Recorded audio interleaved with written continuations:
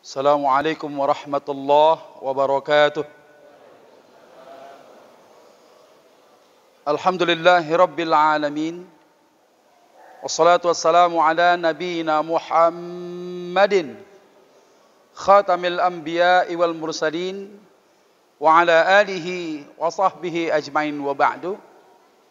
Bapak Ibu jemaah dirahmati Allah Subhanahu wa taala, merupakan nikmat terbesar dalam kehidupan kita di saat Allah Subhanahu wa taala memberikan kita nikmat panjang umur, sehingga sampai dengan hari ini Allah masih pertemukan kita masuk kepada bulan Ramadan, di saat banyak saudara-saudara kita yang tidak bisa merasakan nikmat yang sama, karena pada hari ini sampai dengan hari ini Allah masih menguji, memberikan musibah berupa penyakit kepada saudara-saudara kita.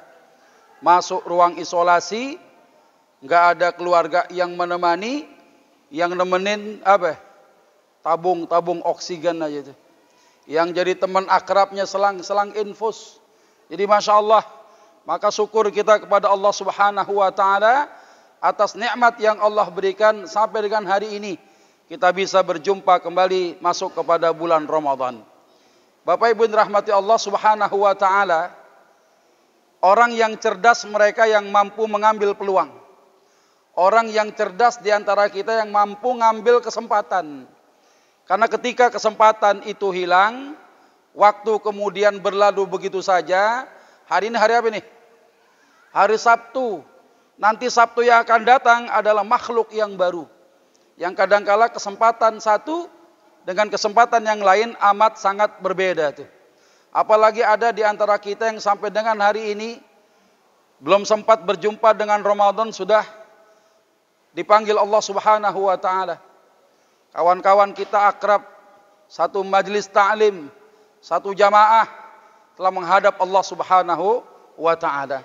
Makanya ketika ajal itu datang, fa idza jaa ajaluhum la yastakhiruna sa'ah wa la yastaqdimun. Tatkala ajal itu sampai kepada mereka, nggak bisa maju, nggak bisa mundur. Maka kalau ada orang yang cerdas di antara kita, mereka yang mampu mengambil kesempatan, ngambil peluang. Apa di antara peluang yang ada pada diri kita? Ketika Allah Subhanahu wa taala mencurahkan berbagai macam nikmat, salah satunya apa? Allah kasih kita punya harta, punya bandek di rumah. Harta yang kita punya, bandek yang kita timbun-timbun itu, sampai dengan sekarang masih ada tuh kebaikannya. Yang bisa kemudian memberikan maslahat kehidupan kita fid dunya wal akhirah. Tapi satu ketika, harta-harta yang kita punya, laki-laki suami kerja, pala jadi kaki, kaki jadi pala tuh. Ya, kerjaan kita buat dunia, 3/4 kehidupan kita serahin buat dunia. Kadang 1/4-nya buat Allah. Ya, tidak terlalu banyak bahkan, apalagi buat keluarga kita. Harta yang kita miliki masih punya kesempatan, tapi satu masa ketika itu Allah Subhanahu wa taala mencabut segala macam bentuk kebaikan yang muncul di antara harta yang kita punya. Karenanya Rasulullah Muhammad sallallahu alaihi wasallam di dalam satu hadis beliau memerintahkan kepada kita, tasaddaqu, bersedekahlah kalian, fa innahu ya'ti 'alaikum zaman, karena nanti akan datang zaman di antara kalian, yamshur rajulu bi shadaqatihi, ada seorang laki-laki yang membawa sedekahnya. Dia tawarkan sedekah ke sono kemari, masuk kampung keluar kampung, ketuk satu pintu rumah ke pintu rumah yang lain, ditawar-tawarkan sedekahnya, tapi kata Nabi apa? Wala yajidu man yaqbaluha, tapi tidak ada yang mau terima sedekah dia. Padahal hari ini sedekah yang antum berikan, ya uang kita kasih, ya enggak? Pengurus masjid dapat duit, dirubah tuh duit jadi makanan takjil, berebut orang dapetin ya makanan takjil untuk buka puasa. Bahkan ada orang miskin ketemu orang kaya senengnya luar biasa. Kenapa? Tuh si kaya orang kampung terkenal. Ya, ketemu dia bukain pintu aja dikasih duit 100.000. Masya Allah. Ya, ngajak ngomong tuh sama orang kaya, pulang dikumpulin duit 200.000. Siapa yang nggak senang? Ya, sekarang orang-orang susah yang melas-melas ngadepin orang kaya, berharap mendapatkan harta daripada si orang kaya. Tapi satu kesempatan yang melas-melas bukan orang susah lagi, tapi yang melas-melas orang yang kaya, melas-melas agar sodakohnya ada yang mau terima sodakoh yang dibawa tuh. Al ulama menyebutkan dalam hadis ini, satu ketika dunia akan dipenuhi oleh manusia yang punya harta banda yang banyak. Semua orang kaya, sehingga tidak lagi butuh penghidupan daripada orang lain. Ya, kalau ada di antara kita yang belum pernah kaya, pengen banget ngerasain masa itu. Ya, kapan lagi kita? Ya, jadi orang kaya tuh satu masa itu. Ternyata walaupun semua orang kaya, kita merasa membayangkan ketika kita punya kekayaan enak gitu, padahal tidak ada enak-enaknya.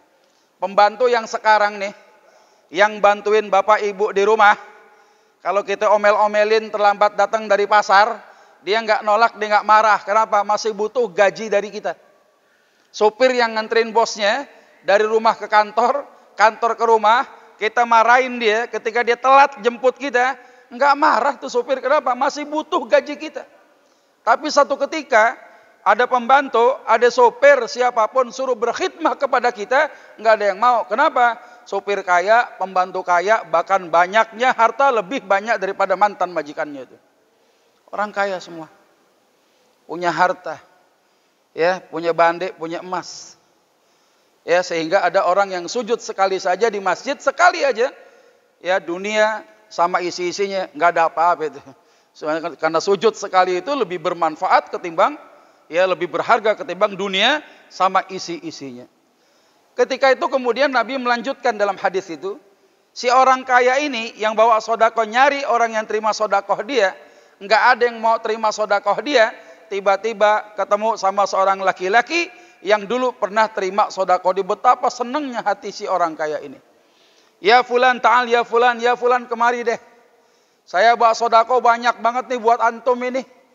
Emas saya punya, pakaian saya siapin, makanan pokoknya segala rupa, aneh kasih buat antum itu. Apa kata si laki-laki yang ditemui si kaya ini? Lau ji'ta biha bil ams laqabiltuha. Bang, kalau ente bawa sodakohnya kemarin, yakin saya mau terima sodakoh antum itu.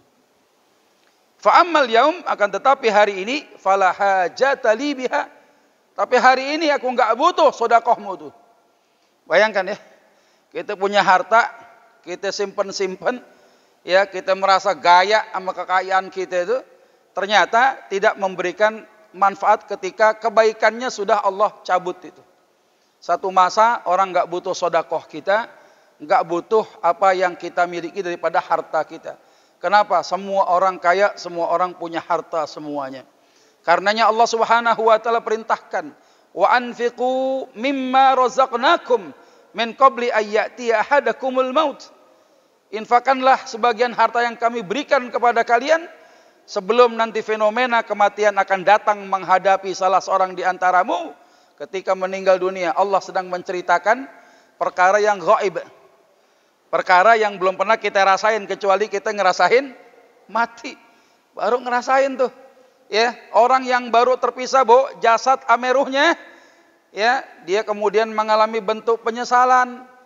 Dia berdoa kepada Allah Subhanahu wa taala, fayaqula rabbi laula akhartani ila ajalin qarib. Ya Rabb, kalau seandainya kau berkenan, tunda dong kematianku barang sebentar saja. Ya, si mayit minta tunda barang sebentar kematiannya, mau ngapain?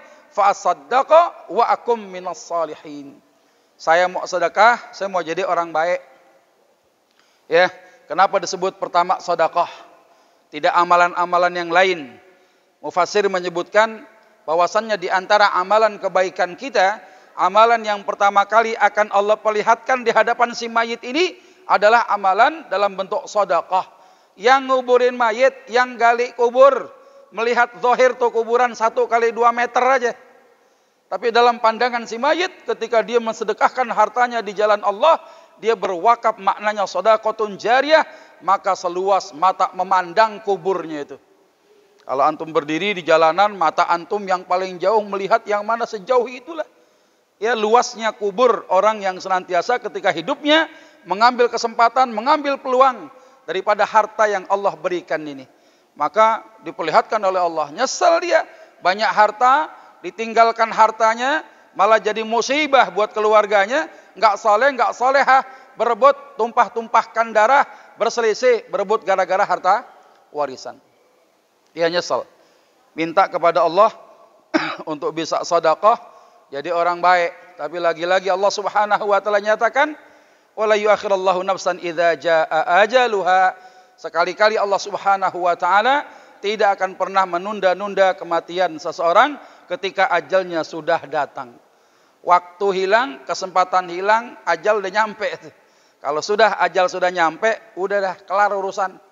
Ya, makanya Masya Allah pada kesempatan yang baik ini kita sama-sama menggiatkan hati kita untuk senantiasa kalau sudah baik jadi baik dah sampai mati. Ya, anak-anak milenial sekarang mengenal istilah katanya apa? Hijrah. Orang kalau sudah pernah bermaksiat, dia pindah ke tempat yang penuh dengan ketaatan, hijrahnya dia jadi orang baik sampai mati dah jadi orang baik. Ya, maka Ramadan ini kita jalankan sunnah Rasulullah sallallahu alaihi wasallam. Salah satu bentuk fadilah adanya sedekah di bulan Ramadan, ya ini Masya Allah memberikan peluang besar bagi mereka yang barangkali tahun lalu puasanya kagak beres. Ya, puasa cuma menahan lapar dan haus saja, tidak mempuasakan hatinya, enggak mempuasakan matanya, tidak mempuasakan hawa nafsu dia. Ya, kesempatan sedekah terbaik di bulan Ramadan, man fattara shaiman, barang siapa yang ngasih makan orang yang berbuka puasa, maka dia mendapatkan pahala yang sama dengan orang yang berpuasa. Bayangkan kalau yang antum khidmah, orang yang diberikan makanan adalah ulama, guru-guru kita. Karena kenapa? Pahala puasa seseorang itu berbeda-beda. Tergantung Allah Subhanahu wa taala yang menilai. Apalagi kalau yang makan takjilan kita, orang-orang yang punya keutamaan di sisi Allah Subhanahu wa taala, bayangkan pahala dia buat kita sama tuh. Ya, karena sedekah yang diberikan ya dari kita ini atas harta kita ini. Satu hadis ya menutup kultum apa ini? Kalau kultum kuliah 7 menit, kalau 15 menit apa? Masih ingat enggak? Kulibas, ya. Kuliah 15 menit. Kalau 30 menit kutipu. Ya, kuliah 30 menit. Kalau kuliah lebih 30 menit kutinggal. Kelamaan Ustadz ini. Ya, pegel juga gitu ya. Jadi Masya Allah tuh. Ya, di dalam satu hadis bagaimana Rasulullah sallallahu alaihi wasallam beliau sampaikan, innar rajula liya'malu 'amala ahlil jannah fima yabdu linnas fahuwa min ahlin nar. Ada seorang laki-laki yang mengerjakan amalan penduduk surga, orang melihat betapa solehnya ini orang ini. Tapi ternyata ketika dibangkitkan di hadapan Allah, ya ternyata dia termasuk penghuni neraka.